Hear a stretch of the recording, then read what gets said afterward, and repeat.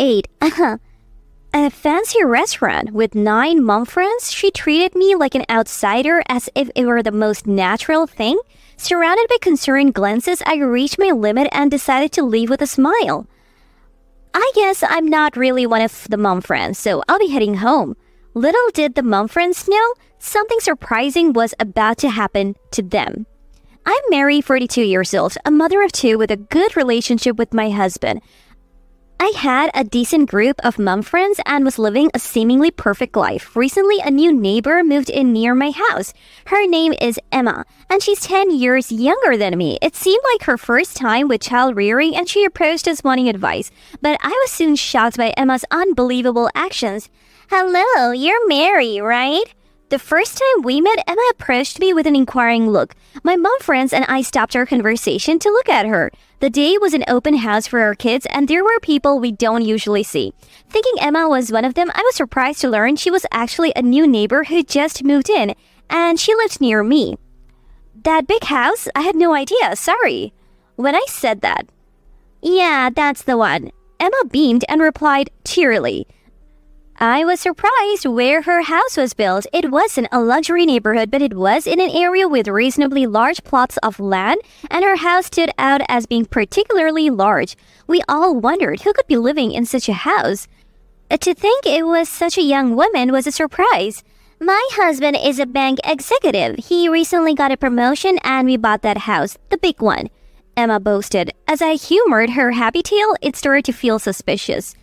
We have other properties too, like a vacation home in Aspen. It's such a nice place with great views and a comfortable environment. We always go there during long vacations. Oh, are you interested in traveling abroad? We travel a lot. Just recently we splurged and went to Europe.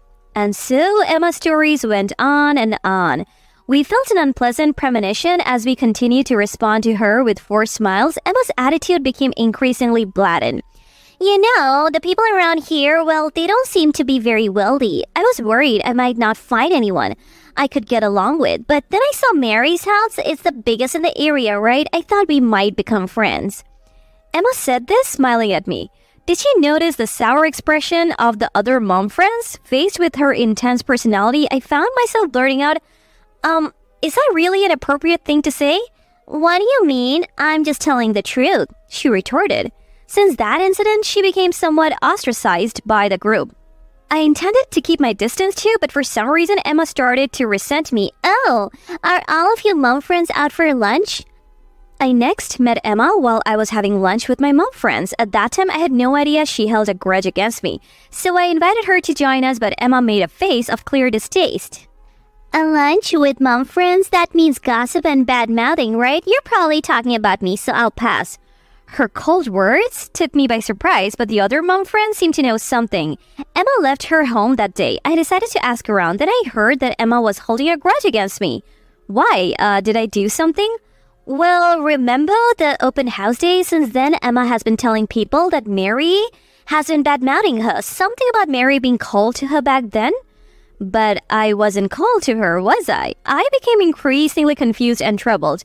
Then another mom friend said, didn't she get upset when you said something about being friends? Don't you remember? I tried hard to recall, then suddenly exclaimed. All eyes suddenly turned towards my voice.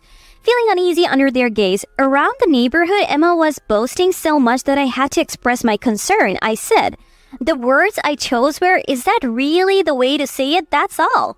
Maybe that offended her? Hearing this, the other moms began to say, Emma's got a high pride, you know. I was worried about having unintentionally angered her, wondering what to do. As a neighbor, I wanted to maintain a smooth relationship, but if she's holding a grudge, that might not be possible. Other mom friends say that Emma has a high pride and often boasts about being wealthy. Her husband works at a bank and has a good salary, which is one of her favorite things to brag about. She always carries high brand items, and it seems she only eats at upscale restaurants and uses luxury ingredients. With such a stereotypical personality, one might think she would be easy to handle, but being resented by someone like Emma seemed like it was going to become a complicated issue. My apprehension was confirmed a few days later. I was meeting with the mom friends again at our usual cafe. That's when Emma appeared with a malicious grin and noticeably different demeanor than before. Looks like you're all gathered here again. I happen to have some time today, so I thought I'd join you, she said, looking around at us with a smile. We were speechless, exchanging glances. Then Emma proposed something unexpected. Why not leave this shabby place and go somewhere with better food? It turned out Emma was inviting us to her favorite upscale restaurant. We said we couldn't afford it, but Emma insisted she would cover everything. Reluctantly, we followed her to the new location. It was a historic restaurant in the area. We rarely get to come to places like this. One of the mom friends remarked. Emma nodded with a broad smile. Of course, with me you can dine in places like this. I have VIP entry to all the fancy restaurants around. Emma boasted proudly. I realized her true motive in that moment. She must be trying to win over the other mom friends. The way she provocatively looked at me made it clear I wasn't going to be included in her group. Her targeting my friends indicated the grudge she held against me was real. We entered the restaurant at Emma's urging. A waiter came over to greet us. Thank you for always coming. Hearing this, the mom friend started to buzz. She really does have VIP entry. Emma responded with a pleased look, then instructed the waiter, we'll need a table for 8. Hearing her words, the mom friends and I exchanged glances. Aren't there 9 of us? I asked. Emma turned to me with an exaggerated expression. It seems like you weren't enjoying yourself, Mary, so I thought maybe you should head home. Excuse me? Such a pity, but if you're not having fun, there's no point in staying, right? Bye then. I was stunned by her words. Ruminating over what she said, I realized she deliberately brought everyone to her territory just to exclude me. I always thought Mary was a bit clueless, kind of meddlesome, like that time she commented on what I was saying as if it was any of her business. Emma said this with a mocking laugh. Clearly, she resented me for calling her out. I was surprised she would go to such lengths, but there was no way I could consider being friends with her after this. As I stood there in disbelief, Emma grew even more audacious. I might let you join us again if you promise never to be impertinent. I declined her offer with a wry smile. I explained that I only spoke up because that's what I felt at the time. But Emma glared at me displeased. How cheeky. I'm giving you a chance and you're still so annoying? Emma gestured dismissively with her hand as if to shoo me away. The other mom friends, sensing the awkward atmosphere, started to leave, but Emma wouldn't allow it. She pushed them into the restaurant with strong words, wearing a malicious smile. Looks like you'll be alone from tomorrow, Mary. Well, this place isn't really for you anyway. It's a top-tier restaurant. After all, unlike pretenders, only wealthy people dine here. Hearing this, my irritation reached its limits. It seems I'm not considered one of the mom friends, so I'll be going home. Feeling the gaze of the mom friends, I declared this with a smile. Emma looked triumphant. After giving Emma a brief glance, I continued. But first, let me say goodbye properly. As I said this, Emma looked at me quizzically. I brushed off her gaze and asked the waiter to call the manager. The waiter, with a surprised look, fetched the manager, an elderly man who soon approached. I greeted him as usual. Hello, thank you for always being so accommodating. And thank you. How are your children doing? Emma looked on in shock at this exchange. She quickly interrogated the waiter, demanding to know what was going on, and turned her gaze to me. Before I could answer, the manager spoke up to Emma. There's no mystery here. Mary is the owner of this restaurant. At these words, Emma looked even more astonished. She glared at me defiantly. I immediately smiled. Emma, thank you for always patronizing our restaurant. As the owner, I'm proud you like it so much. I look forward to your continued support. My words left Emma dumbfounded. She probably never imagined her favorite restaurant was owned by me. She must think I have made her lose face. So I'm likely to be disliked by her even more now. But that's okay. Since I'm already resented, a little payback to embarrass Emma shouldn't be a problem. Thinking this, I continued to smile at Emma. Emma glared at me sharply, seemingly at a loss for words. As we faced off, the manager looked puzzled, not understanding the situation. Then he seemed to catch on and backed me up. Mary had been a great help to many restaurants, including this one. Though it's an old establishment, it once struggled with management. That's why Mary stepped in and revitalized it. We can't thank her enough. Emma's disbelief deepened at the manager's words. I thanked him. It's because this restaurant is wonderful, I added. The manager laughed heartily at this. Emma watched our exchange with frustration. I'll be leaving now. Oh, and these ladies are my mom friends, so please take care of them. Certainly, Mary. Please come back with your family. We'll make sure to give you our best service. How far will you go to humiliate me? Marry the owner? That's impossible, Emma protested. I reaffirmed it's true, but she seemed even more irate. This is just one of my favorite restaurants, but fine, if this is Mary's place, I'll never come back. There are plenty of other good restaurants, like that French restaurant on the corner. She pointed outside. The restaurant was upscale too, and I exclaimed, huh. That's a restaurant of this manager's brother, so it's also under my management. Actually, most of the upscale restaurants around here are. You could say I'm a consultant in this field. Emma looked at me in astonishment.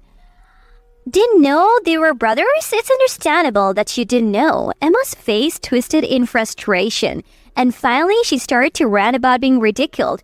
Surely you're just humoring me. Manager, you'd better side with me now. My husband works in banking and deals with loans. If you side with this woman, you will never get a loan from the bank again. At Emma's words, the manager looked troubled. I probably had a similar expression. As the mom friends tried to intervene, Emma continued to rant and insult me. Then, a man in a suit appeared. Seeing him, the color drained from Emma's face. Well, what are you doing here? At Emma's words, the manager, mom friends, and I all turned to look at the man in the suit. He looked serious and was taken aback by the sudden attention. Emma quickly approached and grabbed his arm. Listen to me. That woman is making fun of me. I don't know if she's some consultant or whatever, but it sounds fishy, right? And that man next to her is in on it too. Don't lend them anything, no matter what they offer. Emma's husband, who was visibly shaken, looked at me and exclaimed in recognition, Long time no see. How's business been lately? Emma looked at her husband in shock upon hearing this. Then her husband explained about me, similar to what the manager had just said. Emma's complexion grew worse as she listened. I briefly greeted him, explained the situation, and mentioned that things were getting a bit heated. Emma's husband's eyes widened in surprise. I'm sorry for any trouble Emma has caused. Emma, what on earth are you doing? Mary is one of our valued clients. Why would you lend money to someone as dubious as her? Emma appealed to her husband, who shook his head. Banking is about trust. He said, Don't cause any more trouble. What if you damage the bank's reputation? Besides, Mary is not dubious at all. Most businesses she's involved with are doing well. She even returns loans with interest within a few months. She is very skilled. Emma, apparently displeased by her husband's praise of me, approached me with a menacing look and raised her hand to slap me. I braced for impact, but her hand never came down. Her husband had stopped her. What are you trying to do? Because of Mary, I'm all alone. She embarrassed me, and now everyone's gossiping about me being new money. Are you okay with that? I was surprised by Emma's words. I hadn't realized my casual remark had escalated to this extent. I quickly apologized sincerely. I had no idea my careless words caused such trouble. I'm truly sorry. But Emma was not in a forgiving mood. She shook off her husband's hand and lunged at me, climbing on top of me and swinging her hands down. All I could do was protect myself, but the mom friends intervened, thankfully diffusing the situation. I didn't mean any harm. I only spoke up because you were calling people poor. At my words, Emma's husband reacted strongly. What do you mean by that? He confronted Emma, bringing up a similar past incident that had made her uncomfortable. Apparently, Emma had moved to our area due to troubles with her previous mom friends. It seems her personality led to her isolation. After being told to go home and have a serious talk, Emma left with a bitter face. We, the remaining mom friends, disbanded for the day. Since then, Emma has become much quieter. It appears she received quite a lecture after returning home that day. Her habit of boasting and spending a significant amount of money on herself was notable. Her husband admonished her, saying, You have children. It's time to grow up. Reflecting on this, Emma has since been working at a local supermarket, seemingly as a form of social learning.